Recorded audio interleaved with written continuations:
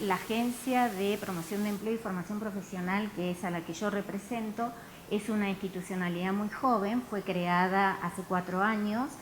Córdoba cuenta con ministerios, pero tiene agencias para los temas que son estratégicos. El gobernador decide entonces que los temas de empleo y formación profesional son estratégicos, sobre todo teniendo en cuenta la conformación del mercado de trabajo y la tasa de desempleo que tenemos en la provincia, y así como educación, así como deportes, salud, turismo tienen agencia. Bueno, en este caso la Agencia de Empleo y Formación Profesional es la institucionalidad única en el país. Aquí sí, acá tenemos el mapa, la provincia. La agencia que es creada por decreto en el 2011 y donde la metodología de trabajo tiene 2 dimensiones, un abordaje sectorial y un abordaje territorial. Nuestra agencia tiene más de 34 centros de desarrollo regional distribuidos a lo largo de toda la provincia y desde el gobierno se han seleccionado sectores estratégicos, que son los sectores que hacen a la productividad y al entramado productivo como los más competitivos de la provincia. Entonces, fundamentalmente nuestras políticas van orientadas a jóvenes, a mujeres, a personas con discapacidad, a mayores de 50, que son los grupos que tienen mayores dificultades de acceso al mercado de trabajo, con la idea de conformar un sistema de formación profesional provincial articulando esfuerzos públicos y privados.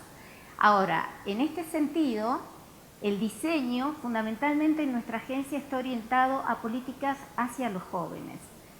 Fundamentalmente lo que yo les voy a contar es, en el momento en que tomamos contacto con CAF para hacer el proceso de evaluación de impacto, nuestro mercado de trabajo fundamentalmente, o la lectura que hicimos en ese momento para identificar el nivel de cobertura del programa Primer Paso, que en la próxima filmina les voy a describir en qué consiste, tenía que ver con un programa que se inicia en Córdoba en el 99, que todavía está vigente, o sea, es un programa que está muy instalado y que tiene mucho capital social justamente porque el sector empleador, el sector empresario lo conoce y tiene como muy buena difusión, muy buenos antecedentes. Dentro de la población a la que está orientado el programa de 16 a 25 años, tenemos dentro de los distintos niveles de desocupados y de definiciones de NINI, activos, inactivos, desocupados, productivos o legales. El problema y los promedios que estábamos manejando son 625.000 y pico de jóvenes desocupados y los niveles de cobertura, sobre todo en esta última categoría, que es el nivel de tasa de desocupación de 18%, el programa tiene una cobertura del 5%. Es decir, por un lado, hacíamos un análisis de los distintos perfiles de desocupados dentro de este nivel de edad de jóvenes y el nivel de cobertura teórica del PPP en esta población. ¿Cuáles son las políticas fundamentalmente orientadas a jóvenes que nosotros tenemos?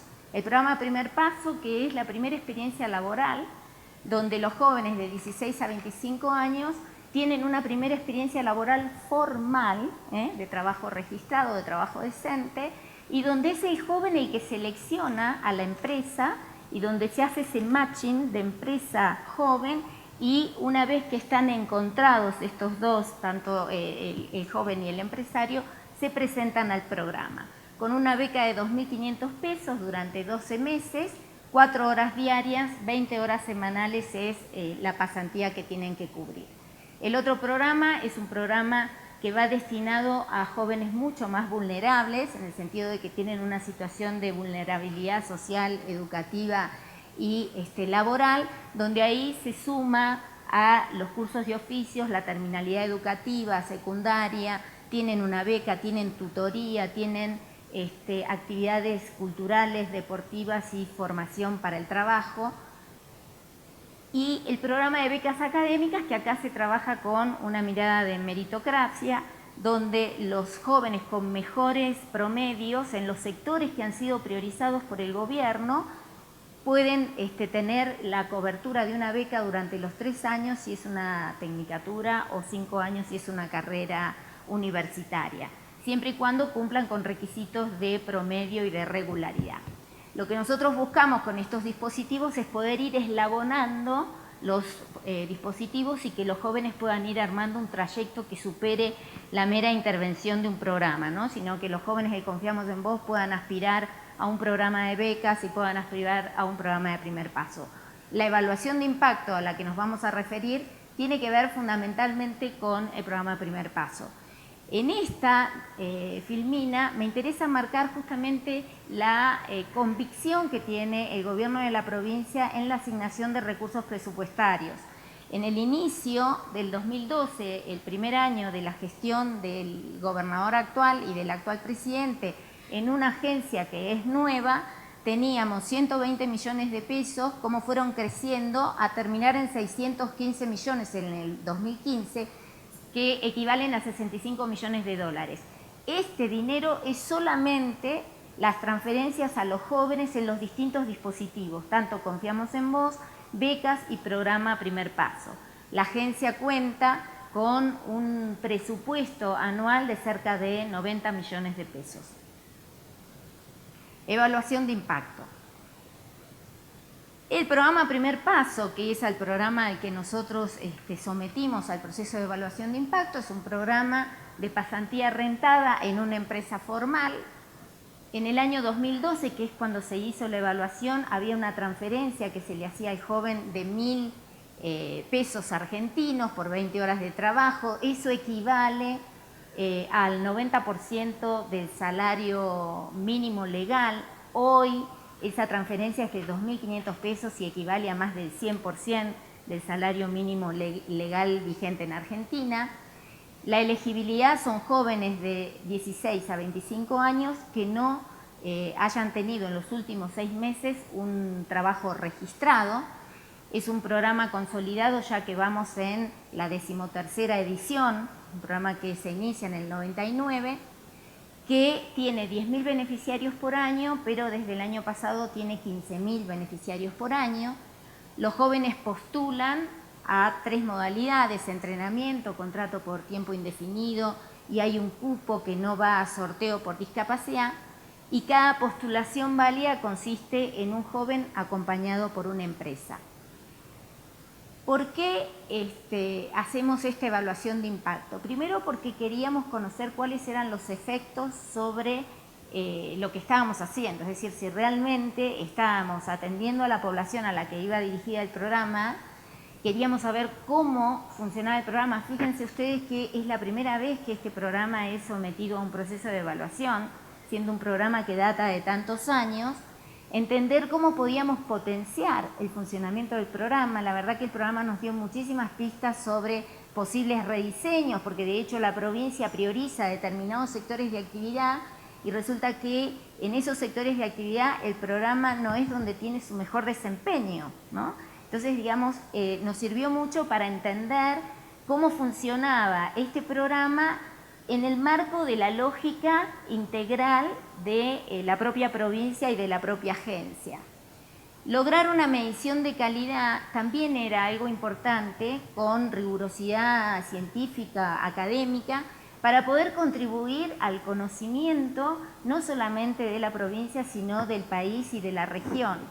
En nuestro país no hay una tradición, como en muchos de los países de América Latina, respecto de evaluar lo que se hace, ¿no? Entonces muchas veces ocupamos muchísimos recursos públicos sin saber si efectivamente esa utilización está siendo efectiva en el sentido de los objetivos propios del programa. Y entendiendo justamente que para nosotros esta evaluación es una herramienta propia de la gestión de la política pública. Porque debo decirles que a partir de la evaluación de impacto, la agenda de nuestra institución cambió. Digamos, empezamos a manejar algunos otros criterios que tenían que ver con los resultados de esta evaluación. Una de las cuestiones que fue un primer aprendizaje a partir de nuestro trabajo con CAF tuvo que ver con el conocimiento respecto de otros programas de similares características en América Latina. En América Latina hay 65 programas parecidos que buscan la vinculación al mercado de trabajo de jóvenes, pero hay un resultado que se sintetiza en esta tabla de solamente 12 evaluaciones, pero que son bien diferentes a la evaluación que se hizo con el programa Primer Paso, por dos razones. La primera razón es que el programa Primer Paso no tiene una simulación de práctica laboral, sino que tiene una práctica laboral efectivamente en el ámbito productivo. Y eso hace que podamos realmente ver la efectividad haciendo cruces con la FIP, con los datos duros, digamos, de aportes y contribuciones, para ver que efectivamente el joven está incluido. Entonces, esa es una de las diferencias sustantivas respecto a las otras evaluaciones, es decir, no es un proceso de simulación, realmente se está haciendo. Y la otra cuestión muy importante es la asignación aleatoria de los beneficiarios. Es decir, los jóvenes para entrar al programa Primer Paso atraviesan un sorteo. Entonces, ahí teníamos justamente el elemento clave para poder llevar adelante la evaluación de impacto. Entonces, el programa puede tener una medición de alta calidad, primeramente porque la asignación es aleatoria, es decir, hay una inscripción de 45.000 o 50.000 jóvenes que tienen este criterio de elegibilidad, 16 a 25 años, no han tenido un trabajo registrado en los últimos 6 meses, tienen una empresa que ha sido controlada también, como que no ha tenido despidos, como que tiene los aportes, digamos, hay un proceso bien riguroso para poder ingresar al proceso de sorteo. Entonces tenemos ahí el proceso de elección a través del sorteo público, que es con un comité de veedores justamente para garantizar la transparencia, y se hace por la Lotería Provincial justamente de Córdoba.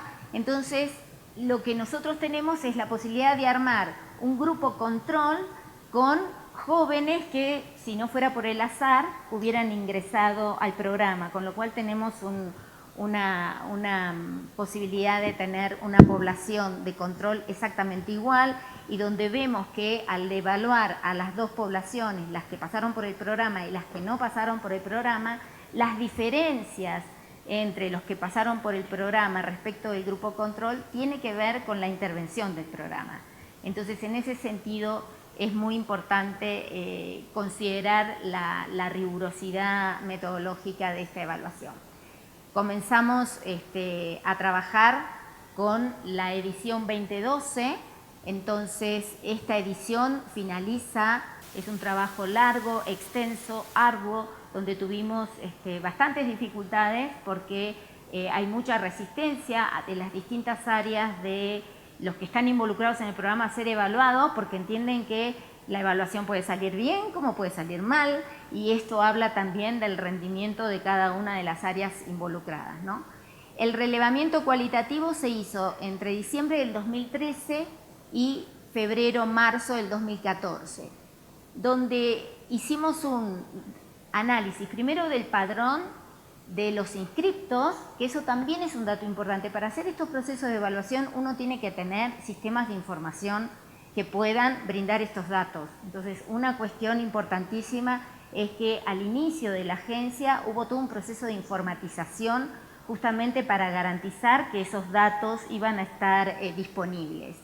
Por otro lado, el relevamiento cualitativo, es decir, nosotros necesitábamos saber y entrevistar a actores claves dentro del programa para poder diseñar los instrumentos y para poder saber qué preguntar. Digamos, una evaluación de impacto tiene mucho que ver con pensar ese proceso de evaluación y saber efectivamente qué queremos encontrar en ese proceso de evaluación, es decir, qué queremos preguntar. Entonces ahí tuvimos entrevistas con actores claves, no solamente con beneficiarios, sino también con los empresarios que son usuarios de este programa, con los gestores en el territorio del programa, digamos, los curas, los intendentes, trabajar con la gente que en el territorio promueve el matching entre la empresa y el beneficiario, y armamos 10 grupos de beneficiarios absolutamente representativos, no solamente por el tema de género, sino también por si trabajaban en empresas grandes, medianas, pequeñas, distintos sectores, es decir, fue bastante representativo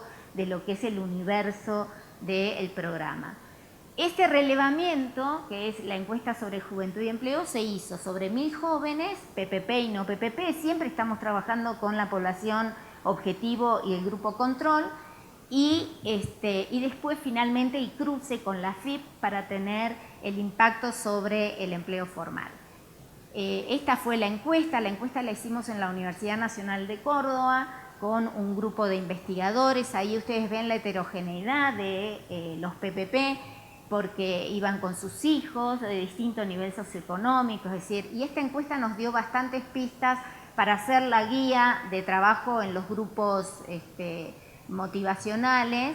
Trabajamos un módulo sobre situación laboral, sobre percepciones sobre el futuro, sobre los niveles de educación, sobre las conductas riesgosas vinculadas con drogas, delincuencia, alcoholismo, el uso del tiempo y las redes, habilidades no cognitivas y la conceptualización verbal y las expectativas, cómo me veo de acá a 30 años, ¿no?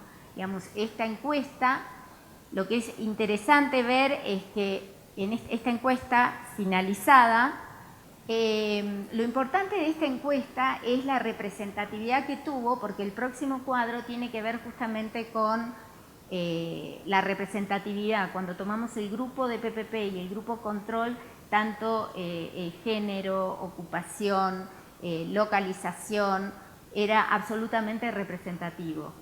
Bueno, una de las cuestiones que me parece importante es que el año pasado, como ustedes saben, nosotros estamos cambiando de gobierno, ahora tenemos un balotaje, etc.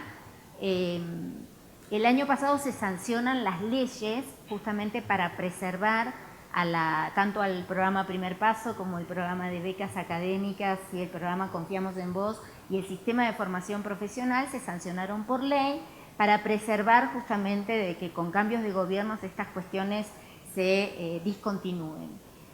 Y la presentación en legislatura de los resultados preliminares de la evaluación de impacto fue un elemento decisivo para la aprobación de la ley. Y esto me parece importantísimo para tener en cuenta al momento de persuadir a nuestros políticos, que la verdad yo también tengo que hacer un reconocimiento al presidente de la agencia, cuando con CAF manifestamos el tema de poder evaluar la apertura, ¿no? Porque justamente ellos saben que la evaluación puede salir bien, como puede decir, hay cosas que no están funcionando, entonces hay que tener mucha apertura para estos temas. Bueno, esto era lo que les estaba comentando, la representatividad. Fíjense ustedes en los números, el tratamiento con el control, la similitud que tiene justamente para la contundencia de los datos a los que nos vamos a referir, ¿no? La representatividad en todos estos aspectos. Después ustedes van a poder acceder a la presentación y ver más en detalle para que yo pueda llegar a los resultados. No cambia la participación laboral, el PPP, pero sí impacta en la reducción en los niveles de desempleo. 9% en una tasa de desempleo son 6 puntos porcentuales, digamos, de 66 a 64. La tasa es alta, pero hay un impacto en la baja en el nivel de desempleo. Los impactos son heterogéneos, no es lo mismo en mujeres que en varones. Hay mejores impactos en las mujeres que en los varones. Digamos, todo el efecto concentrado en varones, 13% menos de desempleo, sin embargo, las mujeres ganan en otros aspectos que ahora les voy a contar. En nivel socioeconómico, los efectos no se logran ni en los jóvenes de barrios ricos ni en los de más pobres. El PPP está impactando sobre todo en el nivel medio de distribución del PBI, del 4 al 12% de hogares con necesidades básicas insatisfechas. En la educación baja-alta hay una caída del 11% en el desempleo de educación de jóvenes con educación baja. Eso es una buena noticia para nosotros porque es a lo que estamos apuntando. Menos que secundaria completa, ahí no es tanto. De 78.1 a 69.5. No hay efecto de desempleo para jóvenes con educación media o media alta. Empleo asalariado en el sector privado es lo que aparece como el empleo que se consigue, empleo formal, en comercio y servicios, no industria. Ese es un tema de alerta para nosotros. Es decir, estamos impactando en el sector de servicios y de comercio y no estamos impactando en la industria, que son los sectores que nosotros tenemos priorizados. Son de buena calidad, aunque no excelentes, mayor formalidad, mejores salarios. Digamos, hay un incremento en los niveles salariales, hay un diferencial para los jóvenes que pasaron por el PPP de productividad. Ganan un 5 o 6% más que los jóvenes que no pasaron por el PPP. Y la cualificación de la tarea, hay resultados mixtos, es decir, hay menos utilización de aparatos mecánicos porque estamos impactando en el sector servicios y comercio, entonces hay un incremento de utilización de la computadora. Por eso no cambia la frecuencia de conocimientos operativos o conocimiento técnico, esto es más para los hombres. Esto es lo que solicitan los empleadores, mucho vinculado con administrativo, limpieza, ventas, representante, atención al cliente, etcétera, etcétera. Y esto es lo que se consiguen los jóvenes que pasaron por PPP y los que no pasaron por PPP. Digamos, hay bastante similitud, salvo que ahí aparece operario en los no PPP, que no estaría apareciendo de manera importante en los que pasaron por el programa.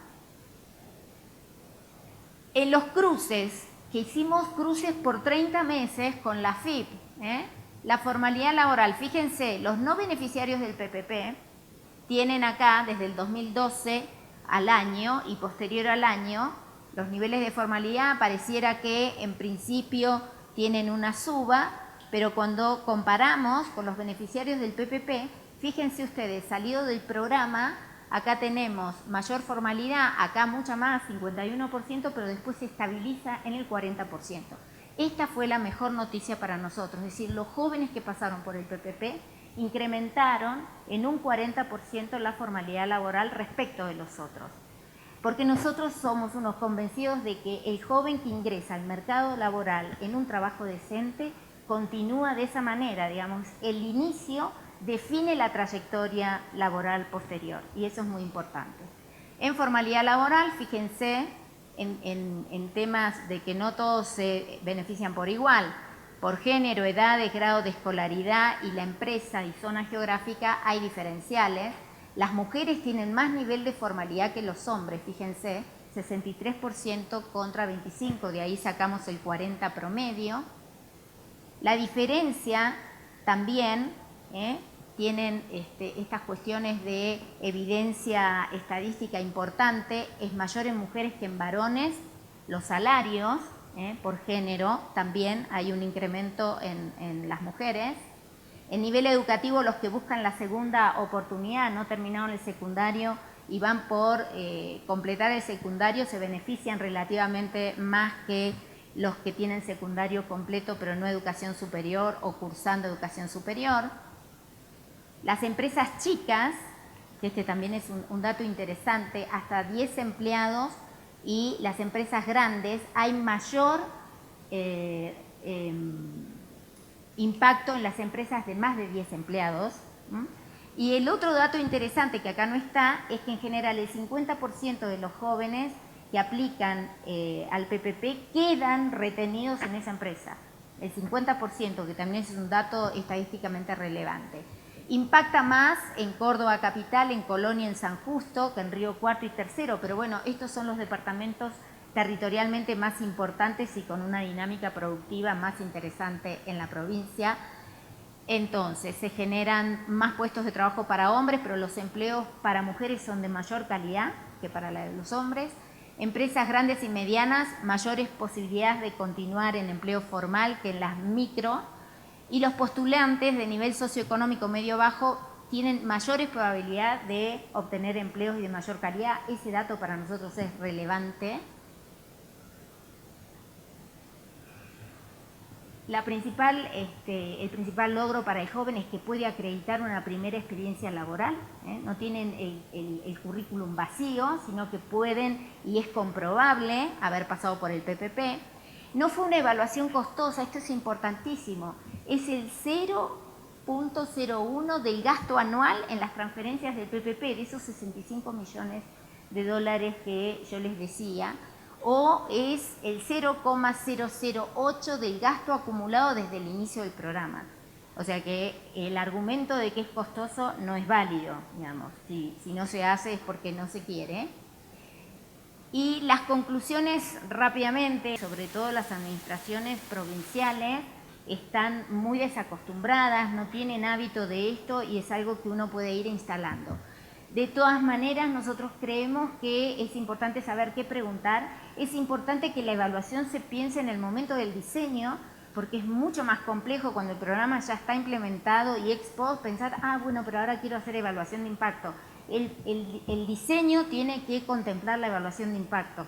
Estoy terminando.